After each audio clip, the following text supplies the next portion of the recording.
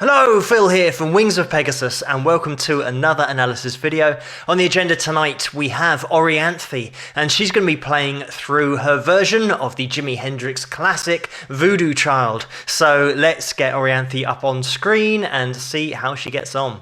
This one, yeah, there was one where we ended up, for the whole dream we set about this far apart, and I showed him anything I wanted to show him, and he showed me anything he wanted to show me.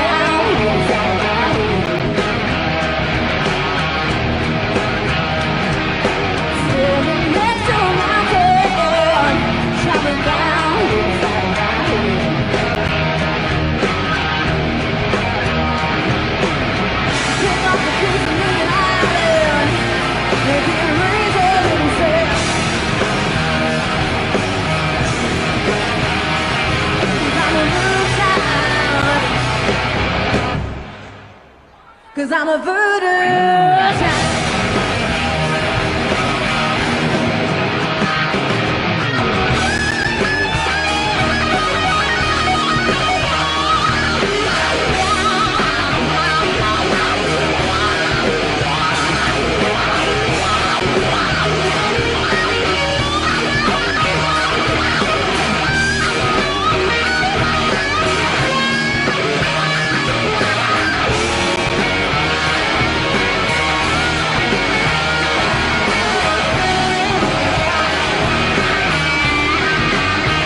I'm just going to jump in here because we're going to be looking at a lot of soloing in this particular version of Voodoo Child, and I want to point out straight away that when you know a lot of Jimi Hendrix stuff, it was the first guitarist I ever listened to on vinyl, trying to listen to what he did and really breaking down the songs.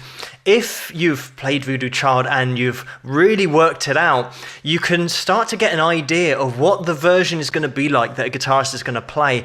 And what I mean by this is in the intro, you have a wah-wah effect, wah-wah pedal, where Jimmy was just strumming the strings. And when you know the track really well, and this is probably a really geeky thing, but you know exactly which strums the wah-wah was open and which strums the wah-wah was closed. And that's just from listening to it a lot and really studying it. So the way that Orianthi starts her track, if you know the song really well, you know that this is going to be her own version. You instantly know because she's not copying that wah-wah. What tends to happen with cover tracks or people playing covers of really famous songs, they'll do it one of three ways, and the first way is copying it as close as you can to the original, which is one of the hardest things to do, but you'll more likely see that with a tribute act and someone who is going to get down the details that everyone's looking for in a track. The second way is to just do it your own way, just play it in your own style, and this way it just gives you that freedom to just play the way that you play, something that I say in my videos all the time, because there are certain techniques, certain styles that you might play in that add something to a song that weren't necessarily there in the first place, so it will give it a new edge. And the third way, which is something that's really rare and difficult to pull off, is to do it in your own style, but still somehow channel the original artist. And the only time that I really mention this is with the really top players like Stevie Ray Vaughan, who does a version of Voodoo Child, who seems to channel Hendrix whilst doing it in his own style. But in this case, Orianthi is totally doing it her own way, which you can tell straight away because of the tone that she's got on that guitar, really heavy, really bathed in overdrive, and really using that wah effectively as well. There's going to be a little section later actually that I'm going to stop afterwards, because some people that don't even play guitar and watch these videos have asked me what hammer-ons and pull-offs are, because I mention them all the time with technical players. So I'll get to that a little bit later in the video, but let's keep getting into this performance, and I'll stop it at that section that illustrates that point of hammer-ons and pull-offs.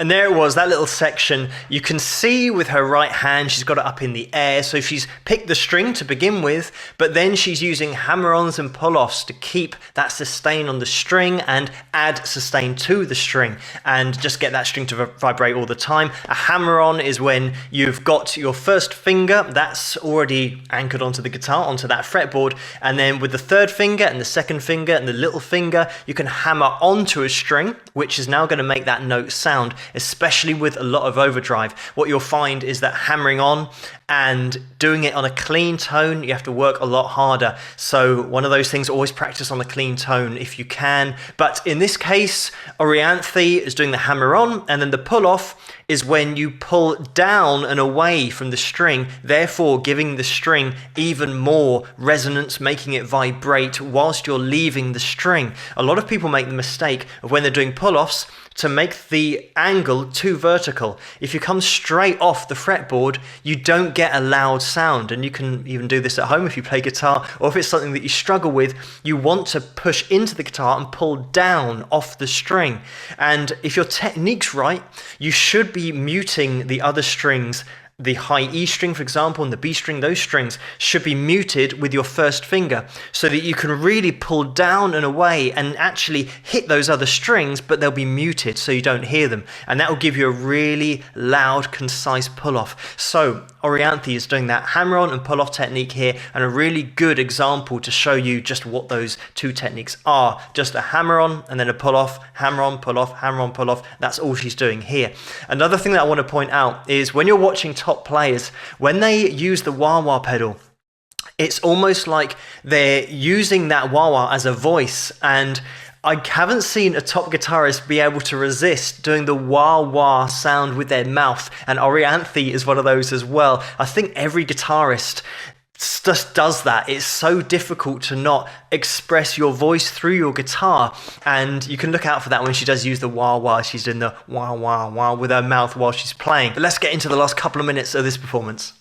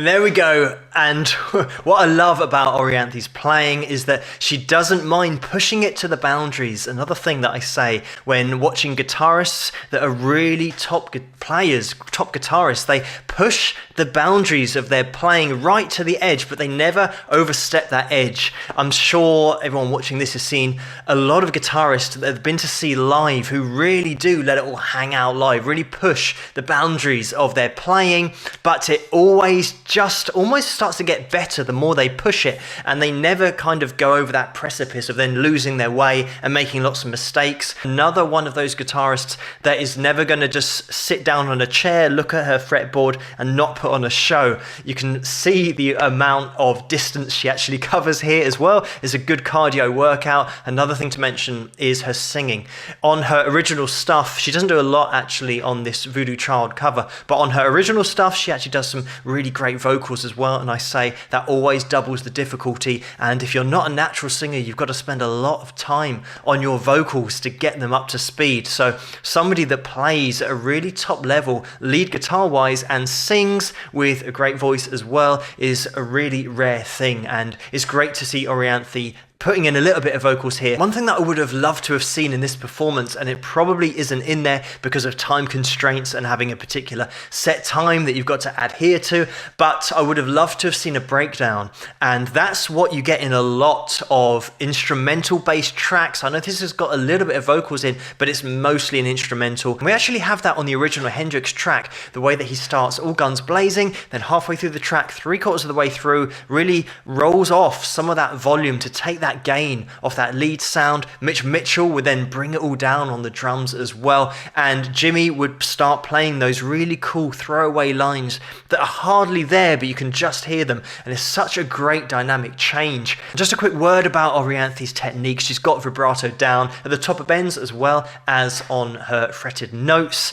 She's actually using quite a lot of blues scale. It's something that she does pretty much most of the time with the playing that I've seen, but she's got some really cool technical runs that she throws together, and she can play at a really impressive speed, but she does hold back on it to then get that expression which we see here, especially on those slower passages where she's using that wah-wah and expressing through her guitar with that vibrato and making that conscious decision to play. But then she'll go off into a fast run as well. When she goes into particular runs, she'll do hammer-ons and pull-offs, but then she'll also interject with a little bit of alternate picking, which really helps to make certain notes pop out and make it sound more aggressive within the runs. So having that ability to combine those two techniques, you'll see it with real top players. When they start speeding up their playing, they won't just go into hammer-ons and pull-offs, they'll start putting in a little bit of alternate picking as well to make every one of those notes that they want to stand out. With clean top playing, you need alternate picking,